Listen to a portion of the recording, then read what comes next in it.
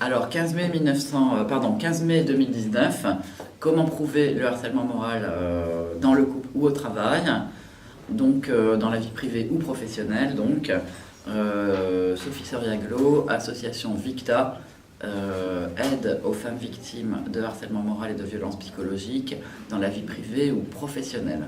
Donc pourquoi ce thème? Tout simplement parce que, effectivement, quand vous avez des procédures, vous devez apporter des preuves, parce que ce soit devant les prud'hommes, que ce soit devant le juge aux affaires familiales dans le cas de divorce avec un pervers narcissique, que ce soit au pénal, sans preuve bien entendu, vous n'aurez jamais gain de cause.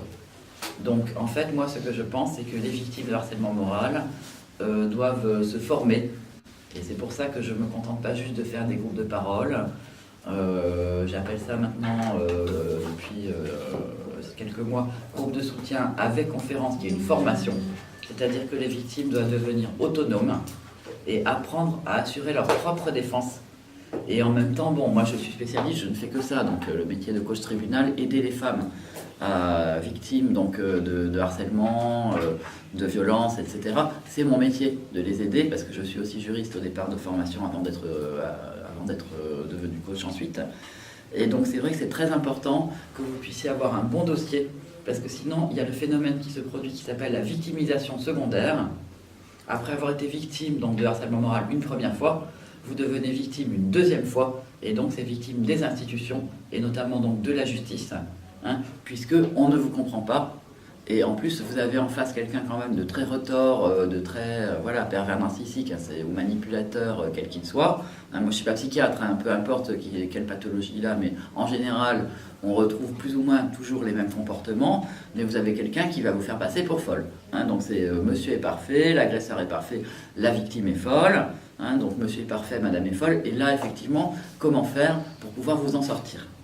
Donc vous devez bien comprendre le fonctionnement des choses pour pouvoir effectivement monter un dossier quand il y a une procédure. La plupart du temps ça se finit en procédure, en tout cas dans les divorces vous êtes obligé de toute façon de passer par le juge aux affaires familiales puisqu'il y a la garde des enfants. Au travail, vous n'êtes pas obligé de passer par une procédure parce que parfois c'est possible de contre-manipuler avec intégrité pour vous défendre en interne, ou alors sinon, si la hiérarchie ne vous soutient pas, vous êtes obligé de partir et de trouver un autre emploi. Mais parfois ça peut être aussi intéressant quand même de pouvoir avoir une compensation financière suite à tout ce que vous avez vécu, surtout si vous êtes tombé en invalidité ou autre à cause du harcèlement. Donc de toute façon, je veux dire, les procédures, c'est pas systématique. C'est pas que je suis une procédurière qui va absolument mettre tous les pervers narcissiques en prison. Quoique, remarquez, ce serait pas si mal. La société serait peut-être plus cool. Mais c'est que parfois, on est bien obligé, d'accord, de se défendre. Or, on se retrouve devant une situation qui est quand même très complexe, avec des personnalités toxiques et très retorses, qui ont souvent une pathologie par rapport à la domination, par rapport au fait de gagner, d'avoir toujours raison, puisque un manipulateur n'est jamais responsable, c'est jamais sa faute, ou une manipulatrice d'ailleurs. Bon, on peut être aussi une femme harcelée par une autre femme, bien entendu. Donc, on se retrouve aussi avec, sauf au prud'homme, où là ils sont quand même au courant du harcèlement moral, puisque la loi date depuis 2002. Donc ça fait qu'il y a quand même une antériorité, et plus de la moitié ou 2/3 des procédures au prud'homme, c'est du harcèlement moral. Mais au niveau des plaintes pour violences conjugales, etc., au niveau des juges aux affaires familiales, malgré la loi du 9 juillet 2010, qui prévoit effectivement que le harcèlement moral dans le couple et la violence psychologique sont des délits punis par le code pénal, malheureusement on se retrouve avec une justice où les magistrats ne sont pas formés pour reconnaître ça, et que ce soit en France d'ailleurs ou dans d'autres pays. Et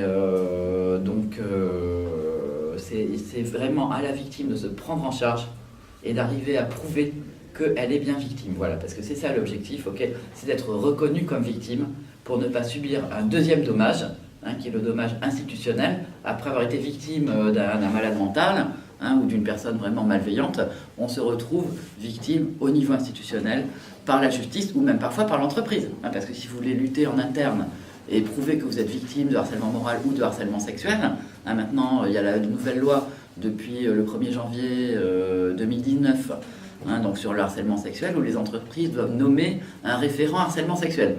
Donc on ne sait pas comment ils vont s'en sortir, ces pauvres gens qui sont formés effectivement sûrement au droit social, mais qui ne sont pas formés à détecter des pervers narcissiques. Donc vous allez avoir quelqu'un en entreprise qui est supposé vous aider, mais qui n'a suivi aucune formation. Donc ça revient au même.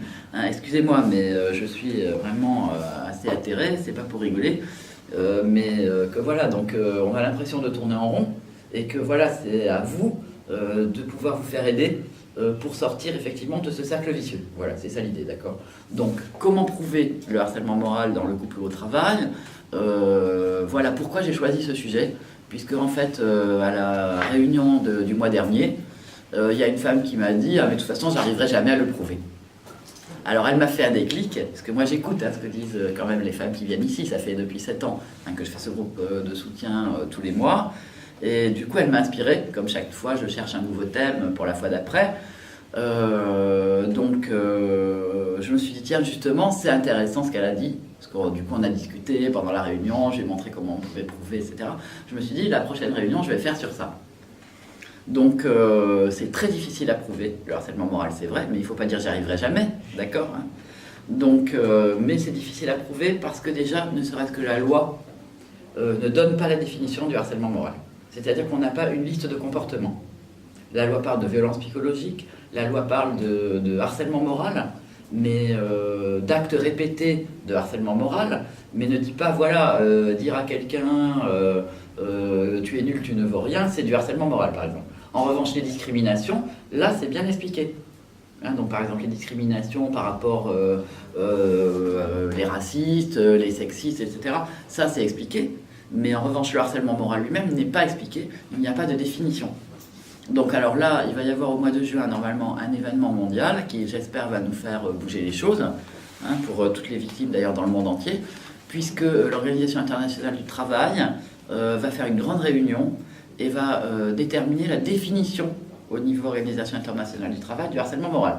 Peut-être qu'on sera un peu plus avancé, je ne sais pas si ce sera une définition contraignante ou pas, mais enfin, pour l'instant, de toute façon, on n'a pas de définition claire du harcèlement moral, d'accord, que ce soit au travail ou effectivement dans le couple et le milieu familial.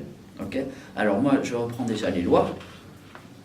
Hein, donc, article L 1152-1 du Code du travail, aucun salarié ne doit subir les agissements répétés de harcèlement moral qui ont pour objet ou effet une dégradation de ses conditions de travail, susceptible de porter atteinte à ses droits et à sa dignité, d'altérer sa santé physique ou mentale, ou de compromettre son avenir professionnel.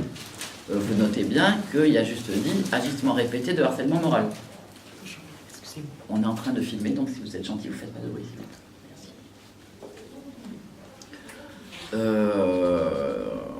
Donc c'est juste agissement répété de harcèlement moral, lesquels, c'est pas indiqué, d'accord? Ça c'est la loi de 2002 sur le harcèlement au travail.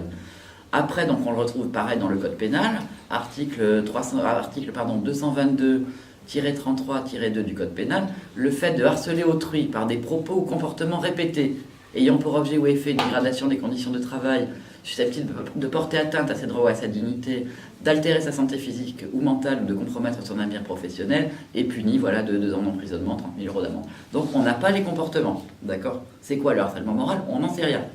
Si on regarde bien la loi, c'est pas indiqué, ok? Ensuite, le harcèlement sexuel, donc là, c'est un peu plus défini.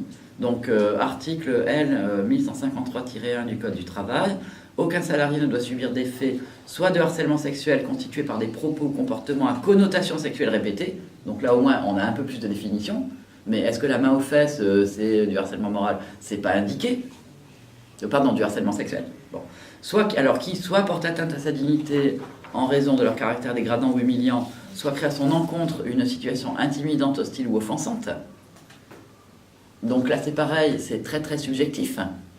Parce que vous dites, voilà, c'est hostile, mais madame, vous êtes une paranoïaque, j'ai voulu plaisanter. Hein, beaucoup de gens, dans le harcèlement, elle n'a pas le sens de l'humour. Ouais. Bon, on se retrouve souvent avec des choses comme ça, d'accord? Donc, alors ensuite, deuxièmement, soit assimilé, donc pour reprendre. Hein, donc, aucun salarié ne doit subir l'effet soit de harcèlement sexuel, d'accord? Premièrement. Deuxièmement, soit assimilé au harcèlement sexuel, consistant en toute forme de pression grave, même non répétée, exercé dans le but réel ou apparent d'obtenir un acte de nature sexuelle, que celui-ci soit recherché au profit de l'auteur des faits ou au profit d'un tiers. Donc là, c'est beaucoup plus clair, ok, là c'est promotion canapé, c'est interdit par la loi. Ok, on vous fait pression, si vous refusez de coucher, vous êtes viré. Là au moins, bon, là c'est beaucoup plus dur à prouver, mais vous pouvez enregistrer. Ensuite, ensuite dans le code pénal, on a quand même plus de définitions au niveau du harcèlement sexuel. Donc le harcèlement sexuel est le fait d'imposer à une personne, de façon répétée, des propos ou comportements à connotation sexuelle ou sexiste, qui soit portent atteinte à sa dignité en raison de leur caractère dégradant ou humiliant, soit créent à son encontre une situation intimidante, hostile ou offensante. On retrouve les mêmes, hein, à peu près, d'accord. Ensuite, on a aussi les agissements sexistes. Donc c'est la loi d'août 2015, article L 1142-2-1 du Code du travail. Voilà, c'est beaucoup de numéros, hein, mais il faut se former, hein, donc on est obligé. Alors, nul ne doit subir d'agissement sexiste défini comme tout agissement lié au sexe d'une personne ayant pour objet ou effet de porter atteinte à sa dignité ou de créer un environnement intimidant, hostile, dégradant, humiliant ou offensant. On retrouve toujours plus ou moins les mêmes choses, hein, d'accord. Après, je vous analyserai les articles, il y aura une synthèse. Hein, mais je ne vais pas faire la synthèse d'abord, je fais l'analyse d'abord et la synthèse ensuite. Alors, ensuite, on se retrouve avec le harcèlement moral dans le couple. Là, c'est la loi du 9 juillet 2010, d'accord. Donc, c'est l'article 222-33-2-11 du Code pénal, dont on retrouve après une conséquence dans l'article 373-2-11 du Code civil sur l'autorité parentale, d'accord, sur l'exercice de l'autorité parentale. Hein, c'est-à-dire que pour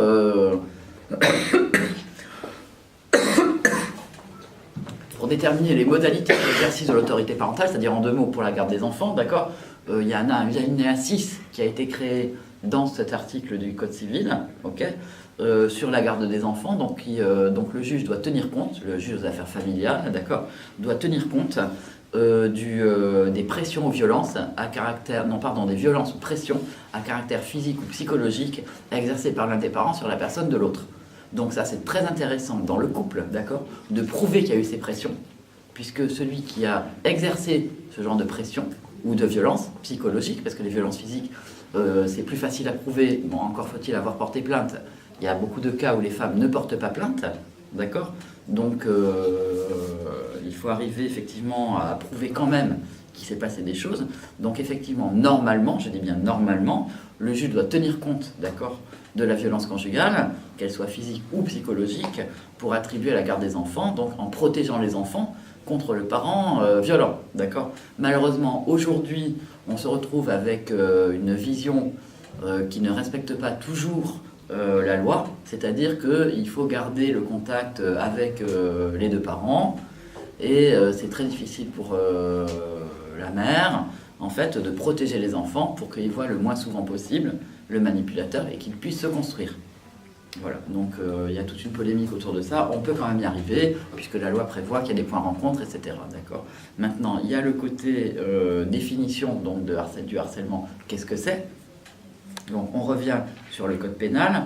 Donc le fait de harceler son conjoint, son partenaire lié par un pacte civil de solidarité ou son concubin, par des propos ou comportements répétés, ayant pour objet ou pour effet une dégradation de ses conditions de vie, se traduisant par une altération de sa santé physique ou mentale, est puni de 3 ans d'emprisonnement, etc. Voilà, donc ça après c'est les... comment dirais-je, c'est les peines. Hein.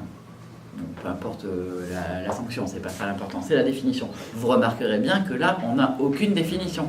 Le fait de harceler, harceler c'est quoi? Prenez votre dictionnaire, on n'est pas plus avancé, d'accord?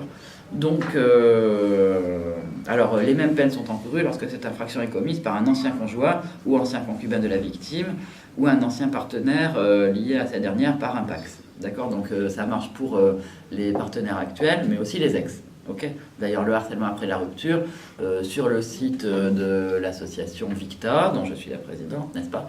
J'ai fait une large place, puisque c'est justement les cas de harcèlement les plus fréquents, hein, puisque monsieur ne veut pas lâcher prise. La victime s'en va, mais il veut continuer en fait à garder le contrôle, et donc ça va être des reproches et des accusations sans fin, y compris du harcèlement judiciaire. Il y a certaines victimes qui ont jusqu'à 13 ou 15 procédures à la suite pour leur prendre les enfants. Il y a des cas vraiment très très très graves. Donc, alors comment effectivement obtenir des preuves de tout ça, hein, puisqu'il n'y a pas de définition. C'est ça la subtilité. Okay, vous n'avez pas de définition. Comment trouver la preuve de quelque chose qui, je ne dirais pas, n'existe pas, mais qui n'a pas de définition légale? Alors, c'est pour ça qu'il faut être très subtil. Okay, donc, si on reprend les termes, c'est pour ça que je vous ai lu à chaque fois les articles de loi. Hein, ça paraît rébarbatif, mais vous entendez bien les mêmes termes qui reviennent. Hein, donc, c'est propos, comportements répétés. Il faut que les actes soient répétés. Okay, alors, il y a une exception au niveau du travail, où il y a eu au niveau de la Cour de cassation, donc un ou deux arrêts, d'accord, comme quoi en fait un acte était du harcèlement moral même s'il n'était pas répété. Par exemple, donc la personne, le salarié, est invité gracieusement dans le bureau de son supérieur ou du DRH, on lui hurle dessus, il tombe par terre, il sort avec le SAMU, parce qu'on lui a fait un état de choc, là c'est quand même considéré comme du harcèlement moral, d'accord. Mais autrement, il faut que ce soit des propos ou comportements répétés. Oui, ça existe, hein, que le salarié sorte de l'entreprise des pieds devant après un choc où on s'est mis à lui hurler dessus à plusieurs. Ça, j'ai eu des histoires qu'on m'a racontées. Hein. C'est des histoires, ouais, attention, c'est pas mon imagination, d'accord. Donc, propos, comportements répétés. Ensuite, ayant pour objet. Alors ça, c'est le but, l'intention. Donc, vous devez prouver l'intention malveillante. Ou pour effet, c'est les conséquences. Ok. Une dégradation de ses conditions de vie. Alors lesquelles? Comment vos conditions de vie dans le couple se sont dégradées, d'accord? Ou alors au travail, une dégradation donc de ses conditions de travail. Lesquelles, comment? Quels faits? Quels sont les faits? Ça vous a dégradé quoi dans votre vie de subir tout ça? D'accord? Ensuite, se traduisant, donc, alors je reviens sur le couple, hein, le travail on va redévelopper après. Donc ayant pour objet ou effet une dégradation de ses conditions de vie, donc lesquelles?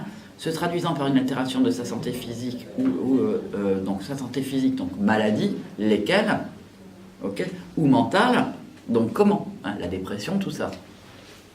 Alors au travail, c'est plus développé puisqu'il y a aussi les droits du salarié, d'accord, alors qu'il n'y a pas les droits, disons, de la conjointe. Hein.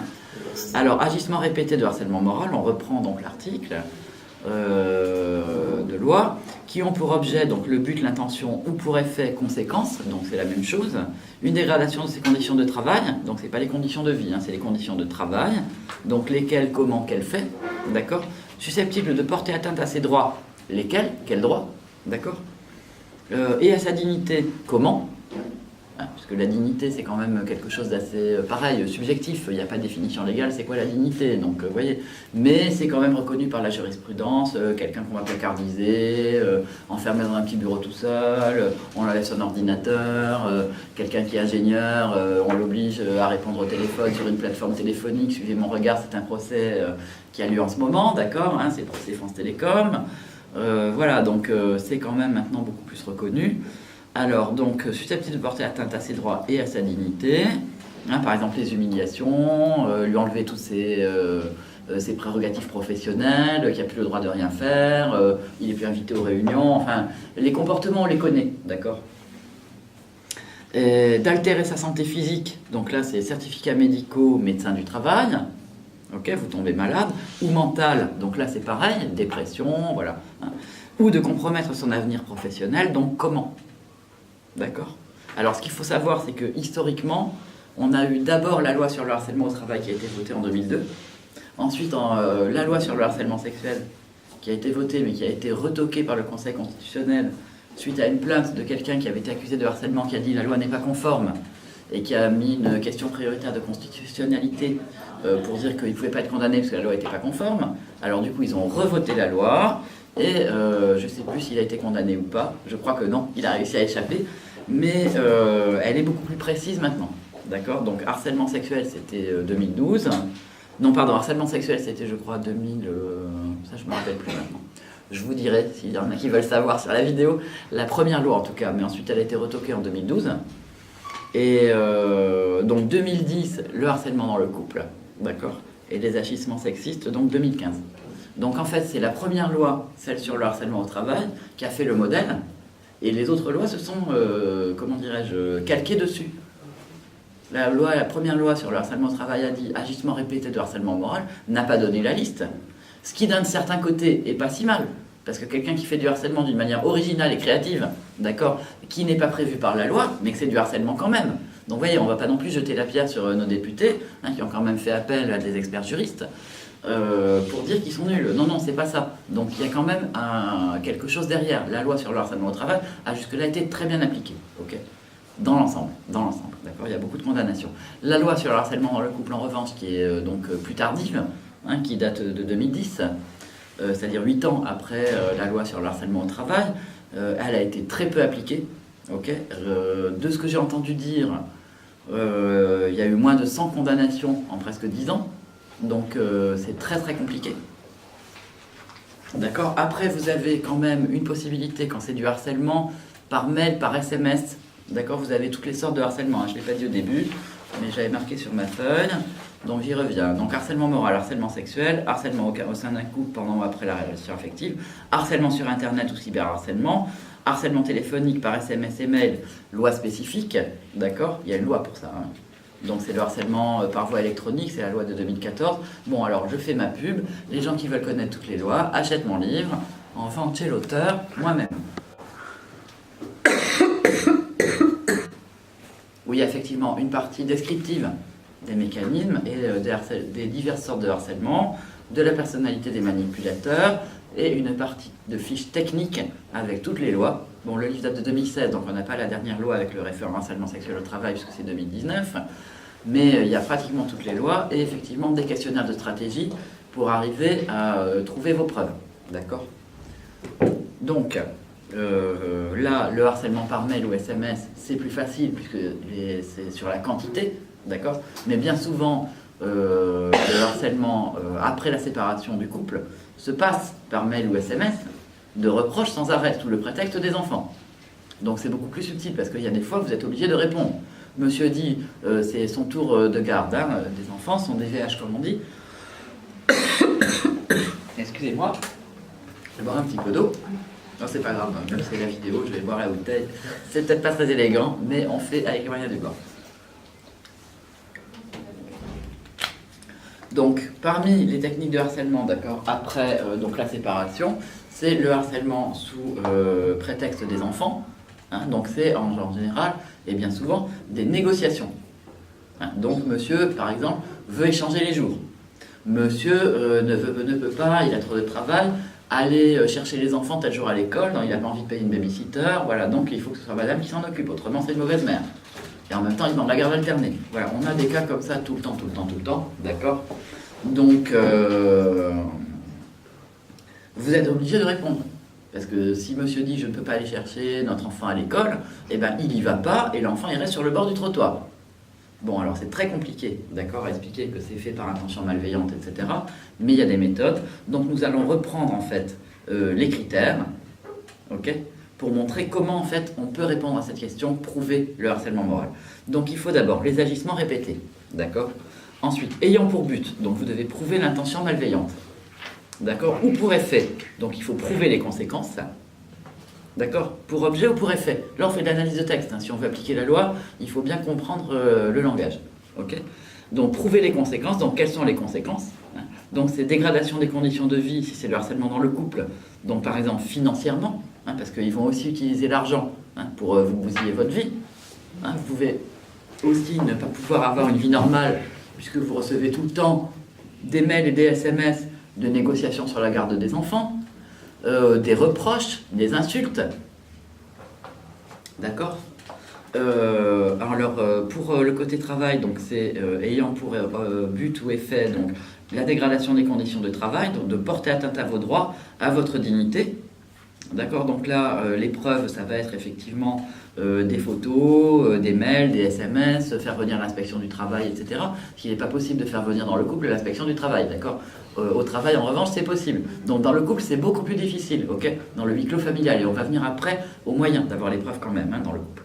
Et altération de la santé physique ou mentale, donc bien entendu, c'est les certificats médicaux, c'est le médecin du travail, d'accord. Sachez que si vous êtes harcelé dans le couple et que vous avez un emploi à côté, vous pouvez très bien aller voir le médecin du travail qui va vous faire des certificats médicaux et que vous pouvez les montrer au juge d'affaires familiales.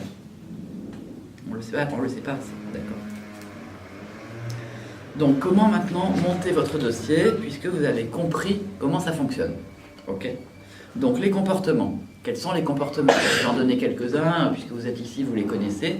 D'accord, hein, c'est isoler, dénigrer, empêcher, contrôler. D'accord.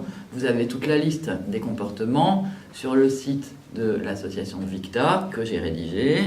Donc c'est www.victa-asso.com. Vous avez tous les mécanismes du harcèlement. Et donc, notamment au Canada, il y a un organisme gouvernemental qui a bien fait tout un questionnaire pour montrer toutes les façons de contrôler et de harceler dans le couple après la séparation. Ok. Alors, au travail, donc, c'est pareil, hein, isoler, dénigrer, empêcher, etc. Donc, vous avez la jurisprudence. Hein, donc ça, vous pouvez vous renseigner sur... il y a des sites, Village de la Justice, etc. Vous pouvez regarder sur Internet. La jurisprudence est très important. Parce que ça, sur le harcèlement au travail, on peut l'avoir, la jurisprudence. Ok. Donc, moi, je suis abonné. Hein, j'ai une alerte Google harcèlement moral. Toutes les semaines, je reçois toutes les actualités du harcèlement, de savoir ce qui a été considéré ou pas comme du harcèlement moral par la justice. Que ce soit dans le couple ou au travail, d'accord. Donc, mais vous avez aussi, pour savoir si vous êtes vraiment victime de harcèlement au travail, la liste des comportements donc du sociologue suédois Lehmann, que vous pouvez trouver sur Internet. Les critères du mobbing de Hans Lehmann, qui était professeur donc, à la grande université principale de Suède. Et qui a fait... de Lehmann. Ah oui. Ça s'écrit Leyma2N. Les critères du mobbing, le mobbing ça veut dire M-O-2-B-I-N-G, c'est harcèlement moral en anglais, de Lehmann. Il y a 42 critères, avec, vraiment c'est bien expliqué, et quand je reçois des victimes, je leur fais faire, j'utilise en fait, je leur donne le questionnaire, c'est allez vous cocher les cases, vous en avez combien sur 42 quoi. C'est 42 ou 45 critères, je ne sais plus très bien. D'accord. Donc à partir de là, il y a plusieurs étapes, ok, c'est déjà reconnaître soi-même qu'on est au but avec du harcèlement moral, d'accord, que ce soit au travail ou dans le couple.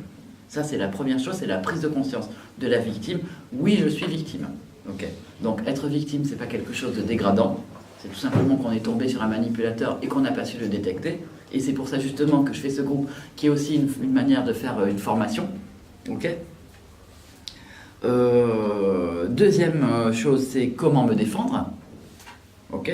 Donc, soit vous arrivez effectivement à négocier et à vous défendre comme ça par contre-manipulation et à avoir du soutien de l'entourage, que ce soit au travail, les supérieurs hiérarchiques, hein, que ce soit dans le couple, parfois des personnes d'autorité dans la famille qui vont intervenir en votre faveur, mais c'est très rare parce qu'en fait si on épouse un manipulateur, on a toute la famille qui est en général du même acabit, voilà. Sauf il peut arriver de manière tout à fait rare qu'il y ait une personne, celle que tous les autres de la famille disent elle est folle, qui va attester pour vous parce que c'est la seule normale qui a pris ses jambes à son cou et qui est partie pour jamais revoir cette famille de malades mentaux, mais c'est très rare, d'accord. Donc la deuxième étape, ça va être de se défendre soit par contre-manipulation, comme je viens de dire, soit si on n'y arrive pas, ce qui est fort possible, parce que des fois il y a vraiment comme une toile d'araignée qui a été tissée autour de vous.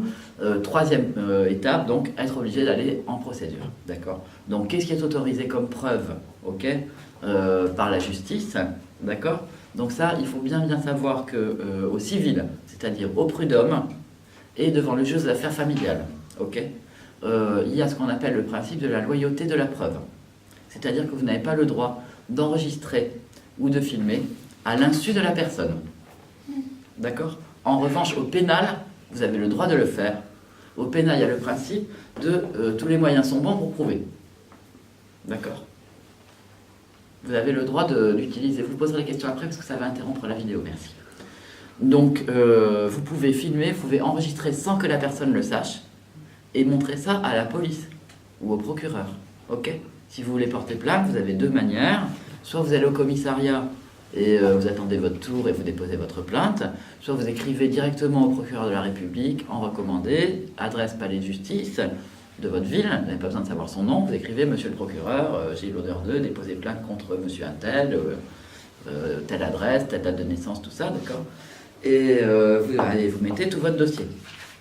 Quand vous allez au commissariat, c'est pareil.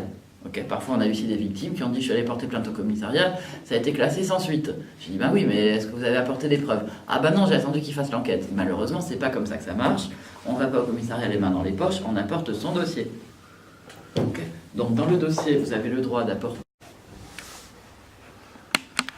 Attends, ça recommence. Ah, ça repart, très bien.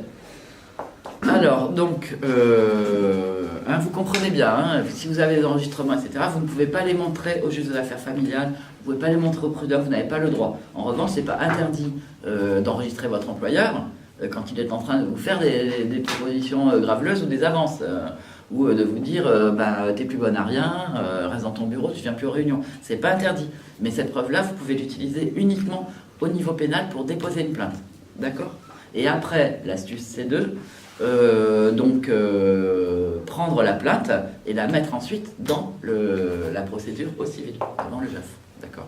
Tout ça étant fait par votre avocat, je précise, je ne suis pas avocat, je suis coach de tribunal, d'accord, et je ne fais pas les procédures de manière clandestine ni cachée.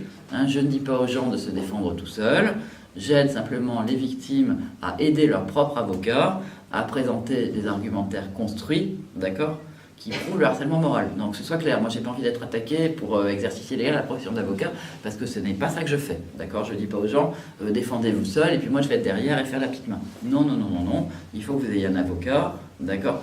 Mais malheureusement, beaucoup d'avocats, aussi compétents et sympathiques et sincères soient-ils, ne sont pas formés, ok, à détecter les manipulateurs. Donc on a beaucoup de cas de victimes qui ont pris des gens même très connus qui coûtent une fortune, ok, au niveau avocat, et qui ont perdu, d'accord. C'est pas parce que vous payez un avocat cher ou que vous avez l'avocat de votre cousine qui a gagné dans un autre dossier que ça va être forcément un critère pour le fait qu'il va gagner pour vous dans votre dossier à vous. D'accord? Les avocats ne sont pas formés, donc voilà, c'est tout. Et les juges non plus. Donc vous êtes complètement seul avec un manipulateur qui veut vous détruire. Et devant des gens qui n'y comprennent rien. C'est pas pour les critiquer, c'est malheureusement la vérité, il n'y a pas de formation. Moi je vous dis franchement, j'aimerais en faire, moi, des formations. J'aimerais les former, moi, les juges, à tout ce que je fais ici, à tout ce que j'ai mis au point comme méthode. Parce que j'ai quand même une maîtrise d'administration économique et sociale, j'ai fait du droit, voilà, avec la trésorière de l'association qui est là derrière la caméra, hein, on s'est connus à la fac. Voilà, donc j'ai animé des groupes de parole avec des avocats depuis 7 ans, tous les mois, j'en ai appris des choses. Ça m'a complété. Mais malheureusement, il n'y a pas de formation directement là-dessus pour les juges en France, ni pour les assistantes sociales, ni pour les experts judiciaires, ni pour tous ces gens-là, tous les intervenants de la chaîne judiciaire devraient être formés. C'est prévu par la loi, ils ne sont pas formés, d'accord? C'est prévu par la loi du 9 juillet 2010. Moi, je parle là au niveau des violences intrafamiliales. Hein. C'est prévu par la loi du 9 juillet 2010, c'est prévu par la Convention d'Istanbul du Conseil de l'Europe, donc, qui a été ratifiée par la France en 2014 et qui s'applique sur tout le territoire de la communauté européenne.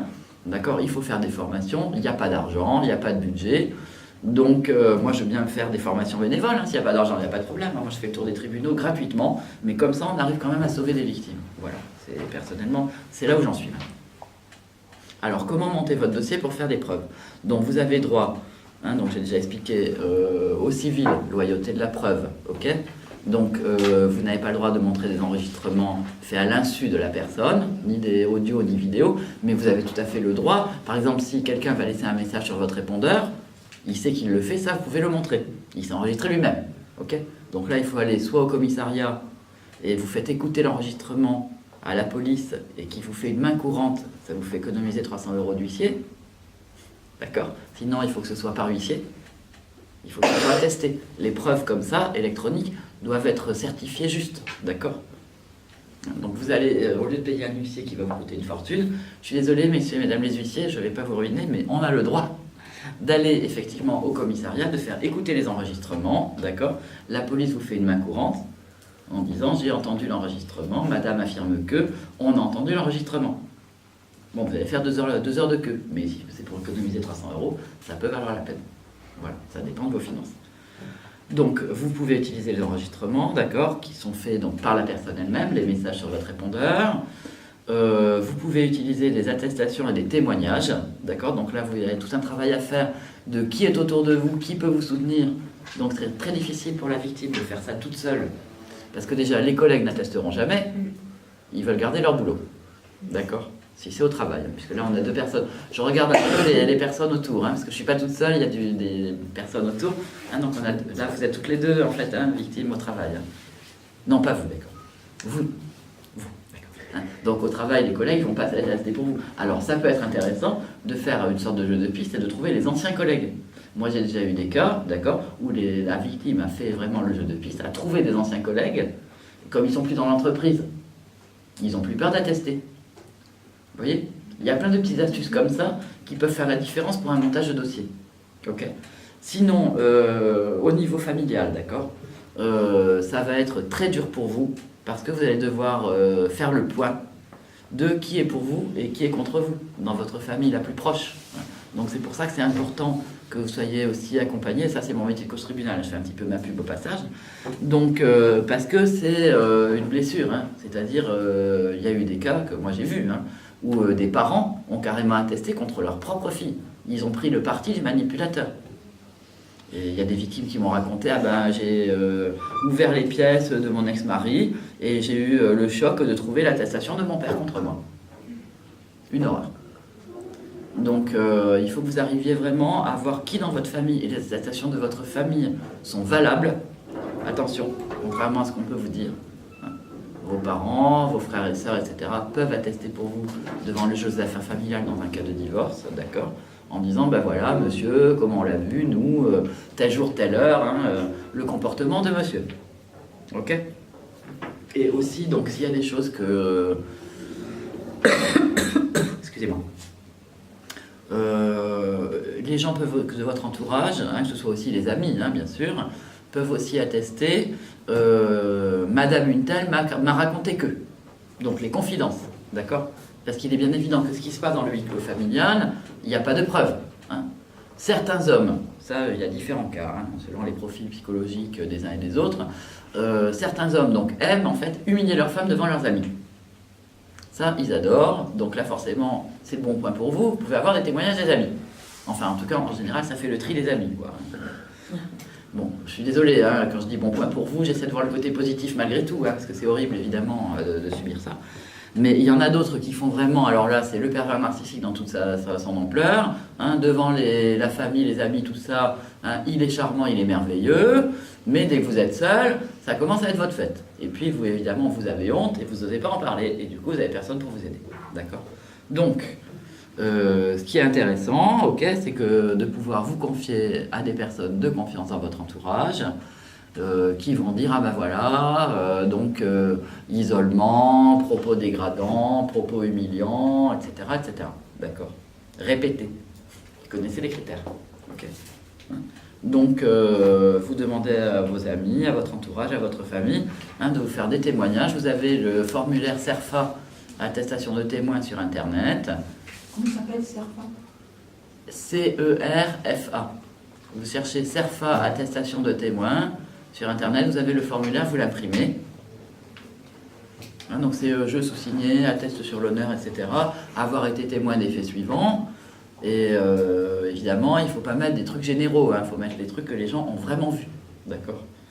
Et ça, c'est intéressant d'avoir une réflexion, de vraiment réfléchir à qu'est-ce qu'on va demander à tel et tel d'attester, vous voyez.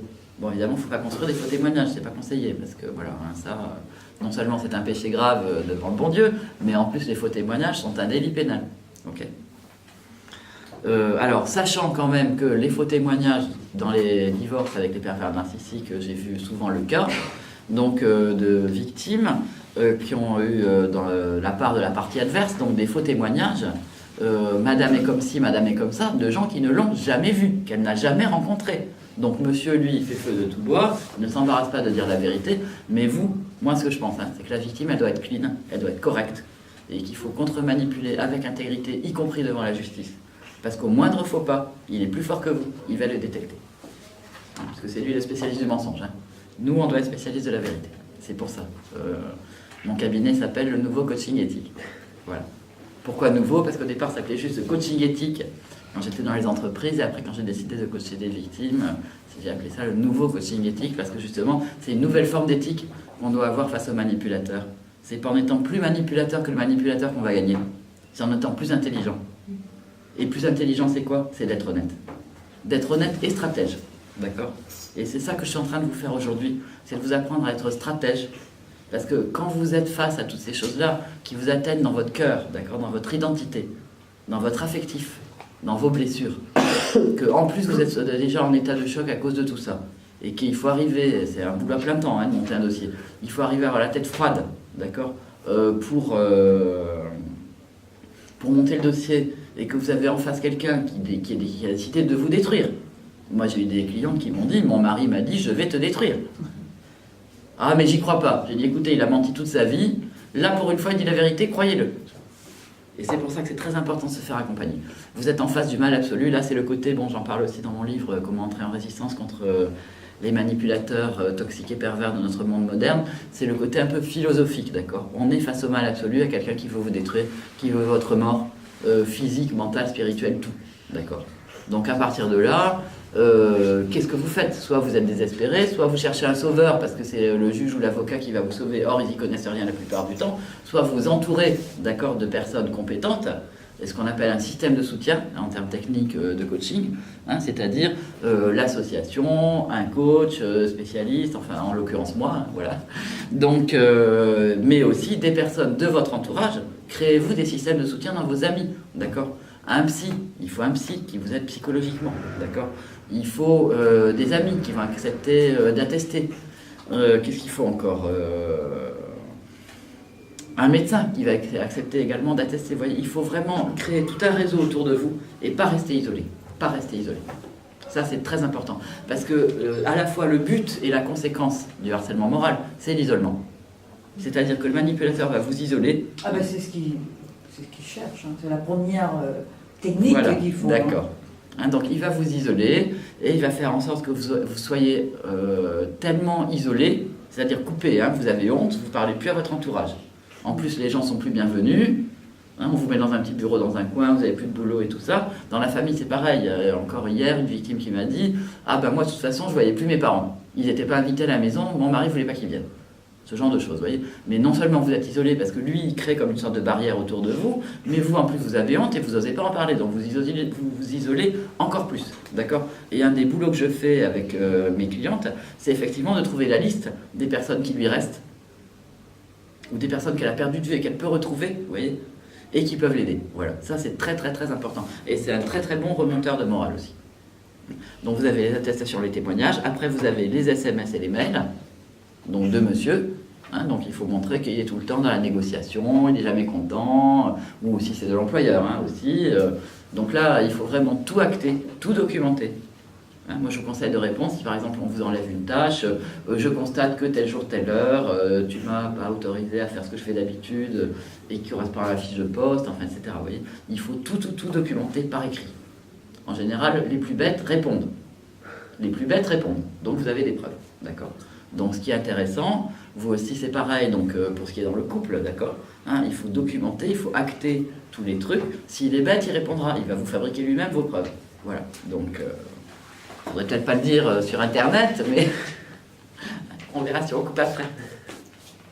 Donc vous devez en fait monter votre dossier, ok, et être vraiment accompagné là-dedans. Et ne pas vous désespérer. Voilà, vous êtes bien entendu bienvenue au groupe de soutien tous les mois pour la modique somme de 10 € pour payer la salle, voilà, 5 € pour les chômeuses. Donc, parce que nous sommes à l'AGK qui nous accueille très gentiment, mais malheureusement, c'est pas gratuit, la salle coûte 59 €. Alors, ensuite, on va passer donc aux certificats médicaux. Alors, vous suivez bien que je reprends les critères. Donc, agissement répété, ayant pour but, prouver l'intention malveillante. Donc vous voyez si vous pouvez trouver des témoignages à chaque fois. Ou pour effet, prouver les conséquences. La dégradation des conditions de vie, lesquelles? Comment votre vie s'est dégradée parce qu'on vous a fait tout ça. D'accord? Ou pour le travail, dégradation des conditions de travail. Porter atteinte à vos droits, à votre dignité.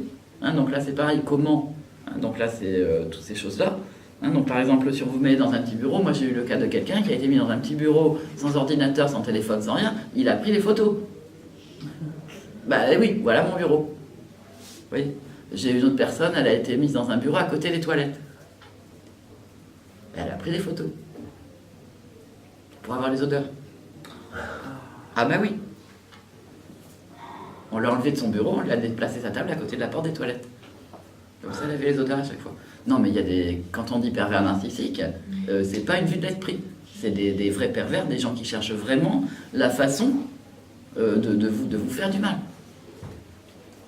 Donc si effectivement on est sous le choc parce qu'on se dit « Oh là là », comme vous avez fait à l'instant là, ben, ça existe, oui. Sauf que quand ça vous arrive à vous, que vous devez y aller tous les jours, voilà, on est atterré, d'accord.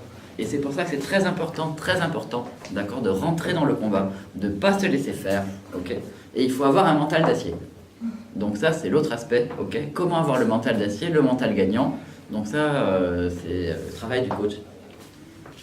Mais il y a aussi un côté effectivement spirituel comment dirais-je, de croire qu'il y a quelque chose de plus grand que nous auquel on peut s'accrocher. Enfin, moi je vois les personnes qui réussissent le mieux par rapport au harcèlement moral, c'est les personnes croyantes qui arrivent à se raccrocher à quelque chose. Quelle que soit la religion, même si on n'a pas de religion. Mais on trouve un moyen de se ressourcer, que ce soit de faire du sport, que ce soit de faire de la méditation, que ce soit de prier. Voilà, il faut trouver un moyen de tenir, d'accord. Donc ça c'est très très très important parce que ce que je dis toujours, c'est que le harcèlement moral c'est pas un sprint, c'est un marathon. Donc il faut tenir sur la durée. Lequel des deux va craquer en premier? Si c'est vous, vous êtes mal. Le but c'est ça, c'est de vous faire craquer. Donc non seulement il faut tenir sur la durée, mais il faut avoir un lieu de ressourcement, et ça peut être le coach, d'accord. Ça peut être votre psy, mais ça peut être aussi dans votre vie, vous voyez. Que ce soit faire de la course à pied, que ce soit de faire de l'aquarelle, que ce soit de faire une activité artistique, même du jardinage, de la pâtisserie, enfin, mais faire quelque chose, vous voyez, où vous allez vous ressourcer, vous recentrer sur vous, vous faire du bien, vous faire plaisir, et vous prouver à vous-même que vous existez encore, voilà. Et trouver des amis aussi, d'accord. Ça c'est très important parce que ça suffit pas d'avoir... Quand les amis vous trahissent. Ben justement, ça en fait partie, mais je vous ai demandé gentiment de ne pas interrompre, s'il vous plaît, parce qu'on filme. Gardez les questions pour après. Alors ensuite, les certificats médicaux. Alors, donc là, on va avoir le problème, premièrement, donc des médecins qui ne veulent pas attester. Donc, si vous êtes malade et que vous avez une dépression, il faut que vous puissiez, ou une autre maladie, que ce soit physique, d'accord, il faut que vous puissiez obtenir une attestation. J'ai expliqué dans mon livre comment on fait, il y a une loi, d'accord. C'est-à-dire qu'un médecin n'a pas le droit de dire « Madame subit du harcèlement moral ». Parce qu'à ce moment-là, de la part de son mari, parce que ça tombe sous le coup de la loi de diffamation, attention c'est subtil, hein. Donc ça tombe sous le coup de la loi contre la diffamation, et à ce moment-là, donc, votre mari ou futur ex-mari ou déjà ex-mari va porter plainte contre le médecin en disant « il me diffame ». Il n'y a que la loi qui peut dire, la justice pardon, qui peut dire si vous êtes ou pas victime de harcèlement moral, d'accord. Donc il y a une formulation qui a été mise d'ailleurs sur le site du Conseil de l'Ordre des médecins. Pardon, je la recherche.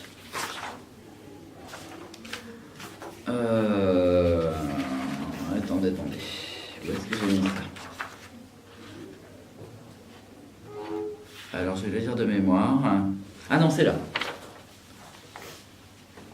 Voilà, donc demander une attestation à un professionnel de santé, donc c'est le harcèlement moral qu'elle affirme subir de la part de son conjoint ou de la part de son employeur.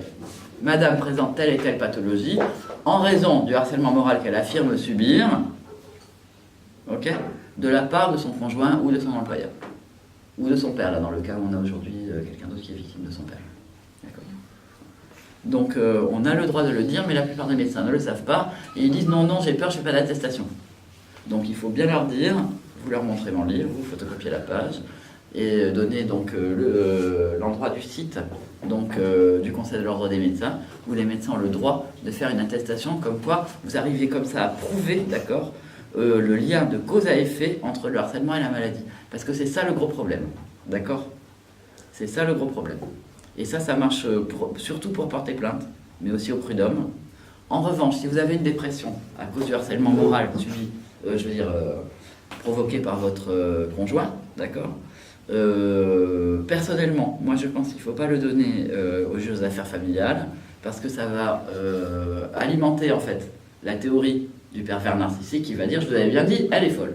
Voilà. Donc ça c'est plutôt pour les plaintes. Donc, est-ce que j'ai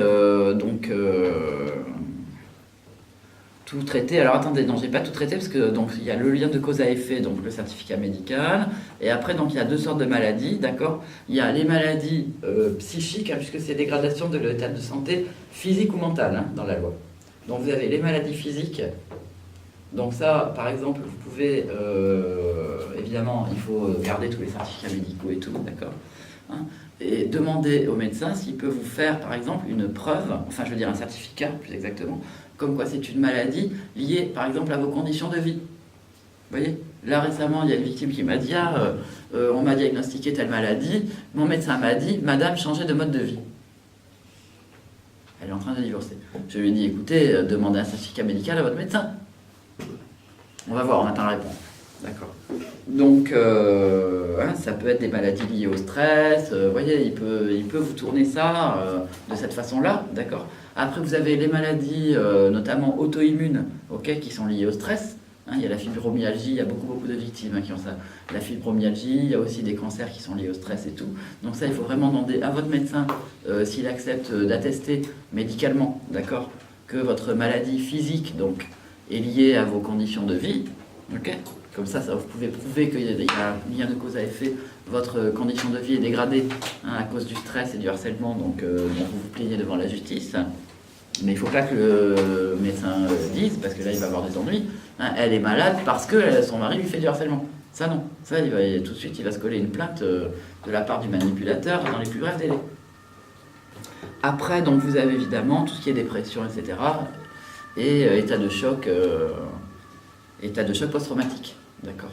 Bon, ça, il y a de moins en moins, enfin, pas de moins en moins, mais il n'y a pas beaucoup de psychiatres qui s'y connaissent vraiment, mais ça peut être intéressant aussi, bien entendu, non seulement de traiter ce truc-là, c'est très important de traiter l'état de stress post-traumatique, et avec un psychiatre, pas avec moi, je ne suis pas psychiatre, hein, je prétends pas tout faire, du sol au plafond, etc. Voilà. Hein. Donc, j'ai mon périmètre, je fais ce que je connais, et donc de traiter l'état de choc post-traumatique et aussi donc d'avoir des attestations et certificats médicaux sur ça, d'accord. Alors l'état de choc post-traumatique, je pense qu'on va conclure là-dessus. Qu'est-ce que c'est, d'accord? C'est justement par rapport aux agissements répétés, ok. On revient aussi sur le côté juridique, ok.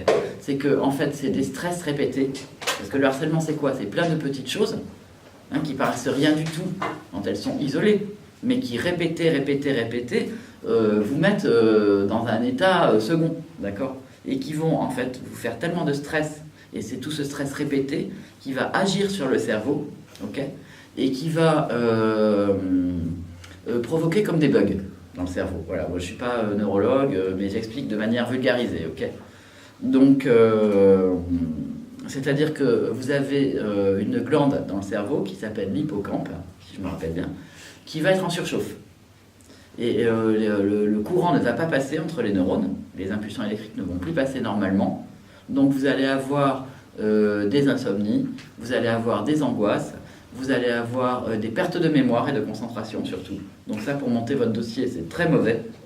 Faites-vous aider par Sophie Soriaglo, la meilleure coach de Paris, et même de France. Voilà. Hein, donc, et du coup, ça nous enlève notre... quand on est dans un état comme ça, d'accord, ça enlève à la victime sa confiance en elle. Parce qu'elle se dit, mais je suis même plus capable de me rappeler tel truc. Elle a plus de mémoire, elle n'arrive plus à se concentrer. Au travail, on fait des fautes professionnelles. Alors qu'avant, vous étiez la salariée irréprochable, on fait du harcèlement, vous faites plein de conneries. Ah, mais qu'est-ce qui m'arrive? Je suis plus dans mon état normal. Eh ben non, vous n'êtes plus dans votre état normal, mais ce n'est pas psychologique. D'accord? La victime doit savoir que c'est quelque chose de physique. Hein, c'est qu'il y a des bugs dans le cerveau, le courant ne passe plus. Et ça ne peut revenir qu'avec un énorme repos. Donc, il faut arriver effectivement à, et je vais conclure avec ça, ok, à mettre à distance donc, le harceleur. Hein, il faut une distance à la fois physique, on ne le revoit plus, psychologique, vous n'êtes plus affecté, vous prenez de la distance. Ça, le coaching peut aider. Okay. Financièrement, ne pas dépendre de lui aussi. D'accord, hein, et faire ce qu'on appelle, en fait, maintenant tout le monde parle de ça sur Internet, le no-contact. Bon, c'est pas toujours possible, ok, mais c'est quand même ça le but. Voilà. Voilà, le but, c'est de mettre fin au harcèlement moral. Pour ça, il faut entrer en guerre, il faut entrer dans le combat, et ne pas être seul, être bien entouré. Voilà, merci.